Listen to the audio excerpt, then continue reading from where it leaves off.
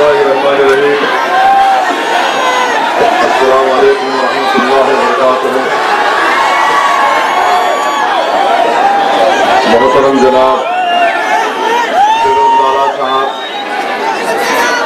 सदर नांदेड़ जिला मजलिस इत्तेहादुल मुस्लिमीन, मेरे भाई जनाब याशपाल साहब, उम्मीदवार नांदेड़ पार्लिमानी हल्का,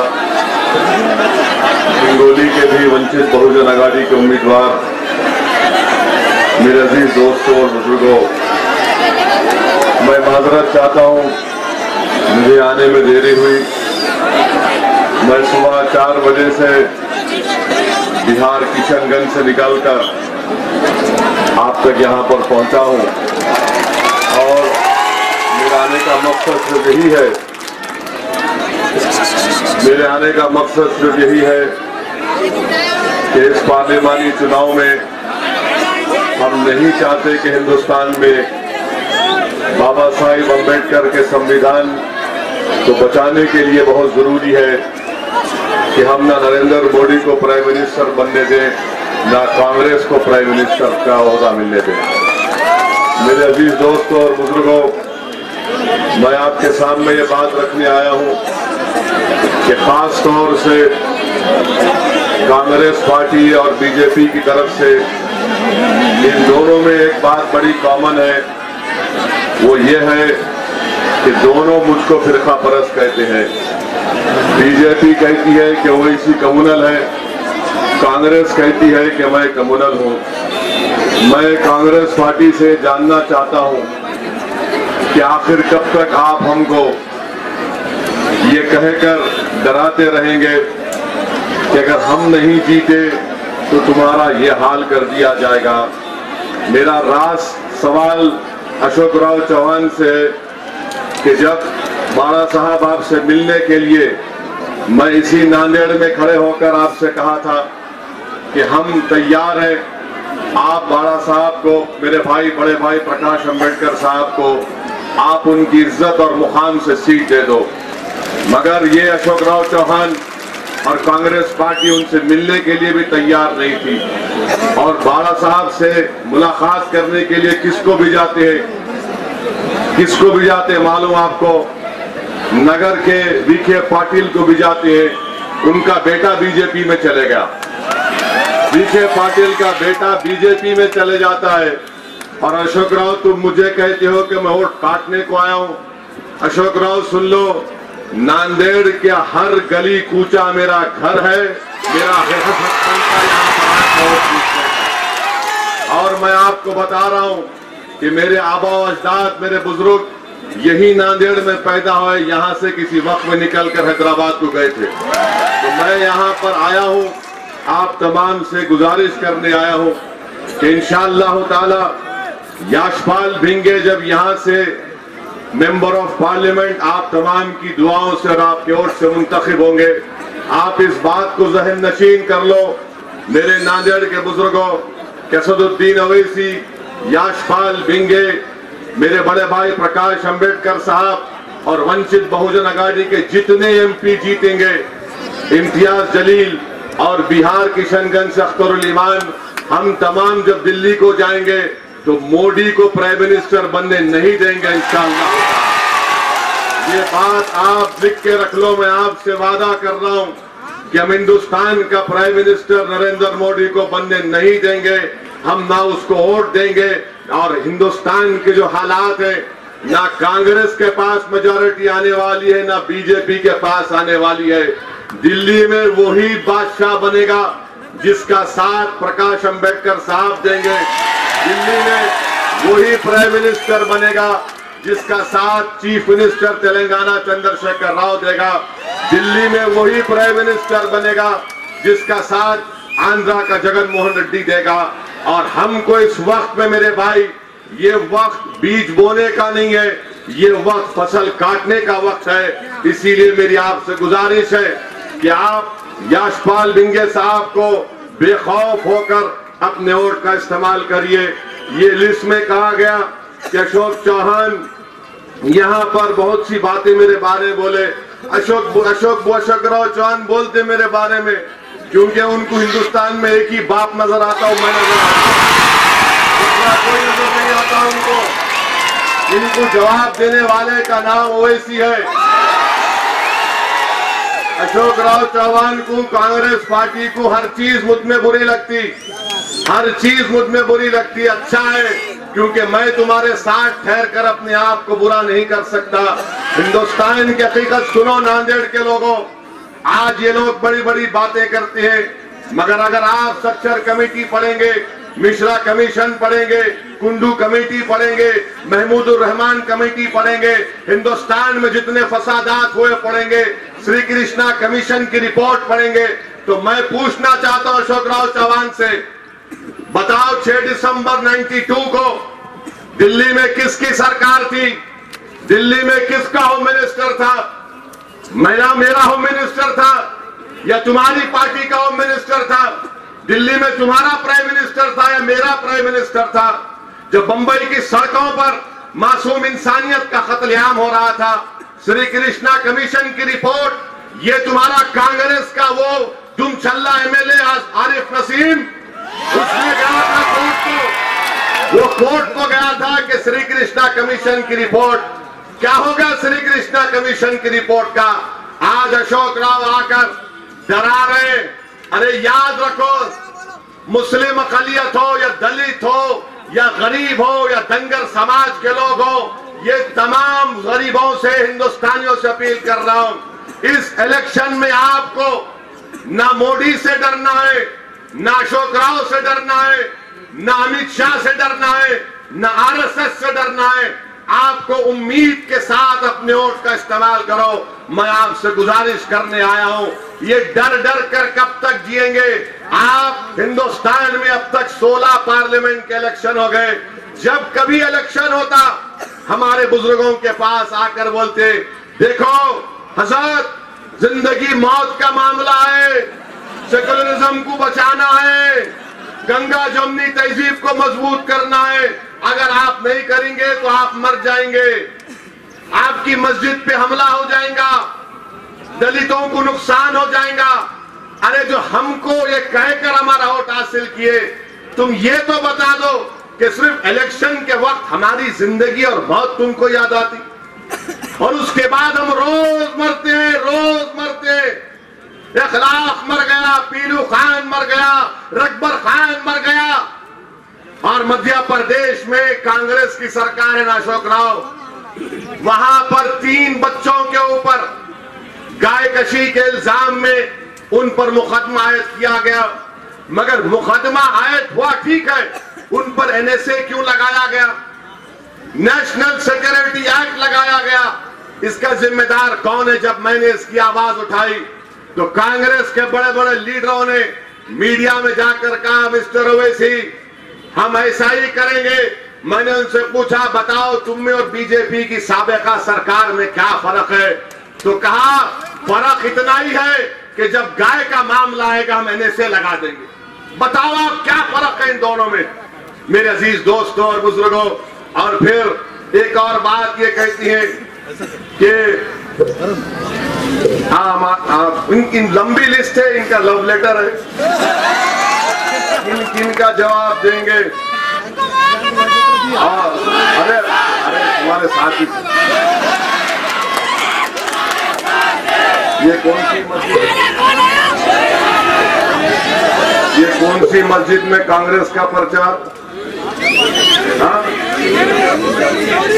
श्योरी की मस्जिद में कांग्रेस का प्रचार। अच्छा, कलमा पढ़ लेना था फिर। मैं आपको दावत दे रहा हूं, हमारी मस्जिद में भी आ गए। चलो अब जरा नमाज पढ़ना सिखा दो तुम्हारे को।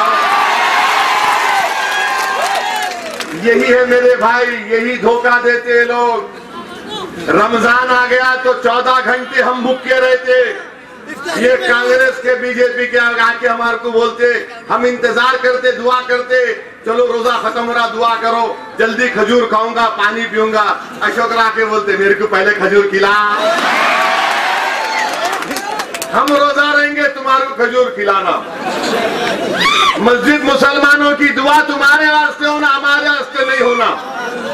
कब तक चलेगा मेरे भाई? ये बदलो इस रविश को, बदलो इस तरीके को।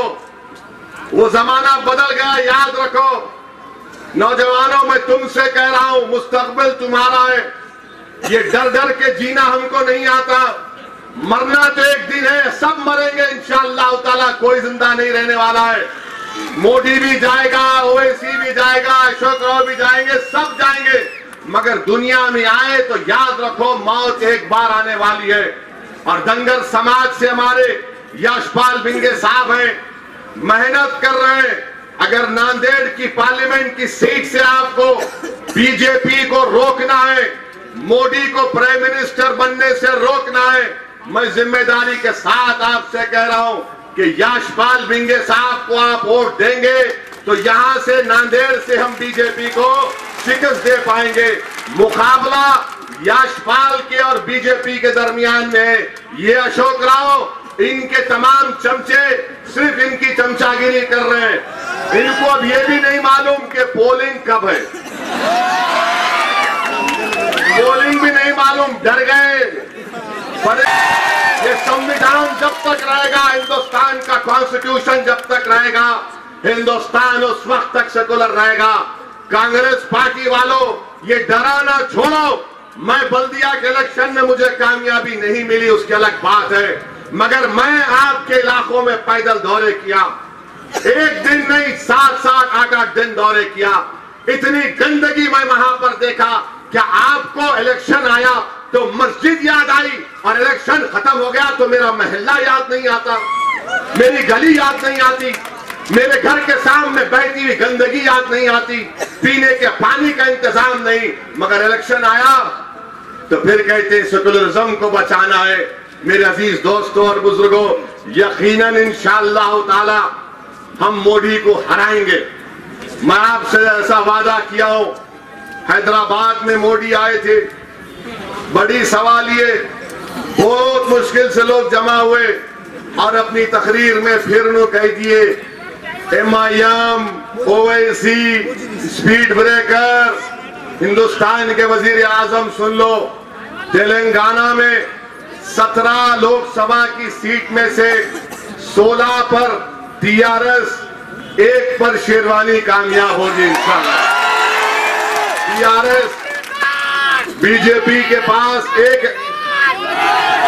छोड़ दो यार उसका, क्या क्या है उन्हें नहीं मालूम, तुम्हारे को होता ऐसा। घर में रहना, कोई भी अकेले रहे तो ऐसी होता, उसको भी बोल लेते रहना घर में। कोई हमारे घर में है, देखो।